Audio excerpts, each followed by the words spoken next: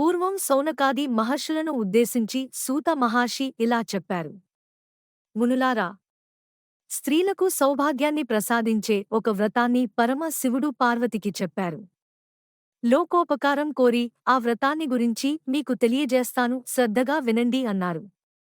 పరమేశ్వరుడు ఒకనాడు తన భస్మసింహాసనంపై కూర్చుని ఉండగా నారద మహర్షి, ఇంద్రాది దిక్పాలకులు స్తుతి స్తోత్రాలతో ఆయను కీర్తిస్తున్నారు. ఆ మహత్తర ఆనంద సమయంలో పార్వతీదేవి పరమేశ్వరుడ్ని ఉద్దేశించి, నాథా, స్త్రీలు సర్వసౌఖ్యాలు పొంది పుత్ర పౌత్రాభివృద్ధిగా తరించుటకు తగిన వ్రతం ఒకదానిని చెప్పండి అని కోరింది. అందుకా త్రినేత్రుడు, దేవి, నీవు కోరిన విధంగా స్త్రీలకు సకల శుభాలు కలిగించే వ్రతం ఒకటి ఉన్నది. అది వరలక్ష్మీ వ్రతం.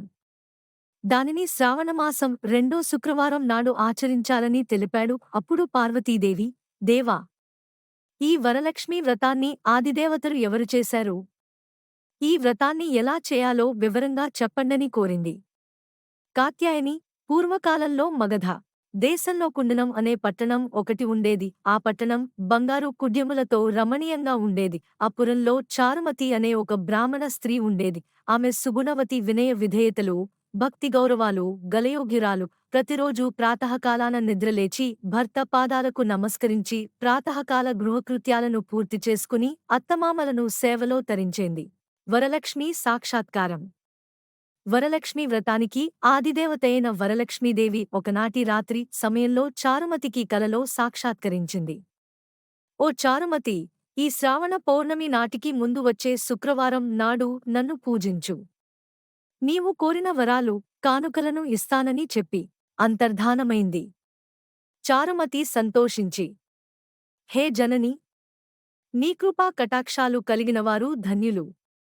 వారు సంపన్నులుగా, విద్వాంసులుగా మన్ననలు పొందుతారు. ఓ పావని, నా పూర్వజన్మ సుకృతం వల్ల నీ దర్శనం నాకు కలిగింది అని పరిపరి విధాల వరలక్ష్మిని స్తుతించింది. అంతలోనే మేల్కొన్న చారుమతి అదంతా కలగా గుర్తించి తన కలను భర్తకు, అత్తమామలకు తెలియజేసింది. వారు చాలా సంతోషించి చారుమతిని వరలక్ష్మీ వ్రతాన్ని చేసుకోమని చెప్పారు. పురంలోని మహిళలు చారుమతి కలను గురించి విని వారు కూడా పౌర్ణమి ముందు రాబోయే శ్రావణ శుక్రవారం కోసం ఎదురుచూడసాగారు. శ్రావణ శుక్రవారం రోజున పట్టణంలోని స్త్రీలందరూ ఉదయాన్నే లేచి తలారాస్నానం చేసి పట్టువస్త్రాలు ధరించి చారుమతి గృహానికి చేరుకున్నారు. చారుమతి తన గృహంలో మండపం ఏర్పాటు చేసి ఆ మండపంపై బియ్యం పోసి పంచపల్లవాలైన రావి, జువ్వి, మర్రి, మామిడి, ఉత్తరేణి మొదలైన ఆకులతో కలశం ఏర్పాటు చేసి వరలక్ష్మీదేవిని సంకల్ప విధులతో సర్వమాంగళ మాంగళ్యే శివే సర్వార్ధసాధికే శరణ్యే త్రయంబకే దేవీ నారాయణి నమోస్తుతే అంటూ ఆహ్వానించి ప్రతిష్ఠించింది. అమ్మవారిని షోడశోపచారాలతో పూజించి భక్ష్య, భోజ్యాలను నివేదించారు. 9 పోగుల తోరాన్ని చేతికి కట్టుకుని ప్రదక్షిణ నమస్కారాలు చేశారు. మొదటి ప్రదక్షిణ చేయగానే కాలి అంద్యలో ఘల్లుఘల్లున మోగాయి. రెండో ప్రదక్షిణ చేయగానే హస్తాలకు నవరత్న ఖచ్చిత కంకణాలు ధగధగా మెరవసాగాయి. మూడో ప్రదక్షిణ చేయగానే అందరూ సర్వాభరణభూషితులయ్యారు. వారు చేసిన వరలక్ష్మీ వ్రతం ఫలితంగా చారుమతి గృహంతో పాటు ఆ పట్టణంలో ఇతర స్త్రీల ఇళ్లు కూడా ధన, కనక, వస్తు వాహనాలతో నిండిపోయాయి. వారి వారి ఇళ్ల నుంచి గజతరగరద వాహనాలతో వచ్చి ఇళ్లకు తీసుకెళ్లారు. వారంతా మార్గమధ్యంలో చారుమతిని వేనోళ్ల పొగుడుతూ ఆమెకు వరలక్ష్మీ దేవి కలలో సాక్షాత్కరించి అనుగ్రహించగా ఆమె చేసిన వ్రతంతో తమని కూడా మహద్భాగ్యవంతులను చేసిందని ప్రశంసించారు. వారంతా ఏటా వరలక్ష్మీ వ్రతం చేసి సకల సౌభాగ్యాలతో సిరిసంపదలు కలిగి సుఖజీవనం గడిపి ముక్తిని పొందారు.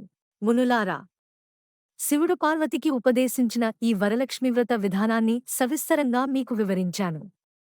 ఈ కథ విన్నా, ఈ వ్రతం చేసినప్పుడు చూసినా కూడా సకల సౌభాగ్యాలు, సిరిసంపదలు, ఆయురారోగ్యైశ్వర్యాలు సిద్ధిస్తాయని సూత మహాముని సౌనకాది మహర్షులకు చెప్పారు. ఈ కథ విని అక్షతలు శిరసుపై వేసుకోవాలి. ఆ తరువాత ముత్తైదువులకు తాంబూలాలు ఇవ్వాలి. అందరికీ తీర్థప్రసాదాలు ఇచ్చి పూజ చేసినవారు కూడా వాటిని తీసుకోవాలి. అమ్మవారికి పెట్టిన నైవేద్యాన్ని వాళ్లే ఆరగించాలి. రాత్రి ఉపవాసం ఉండి భక్తితో వేడుకుంటటే వరాలందించే తల్లి వరలక్ష్మీదేవి.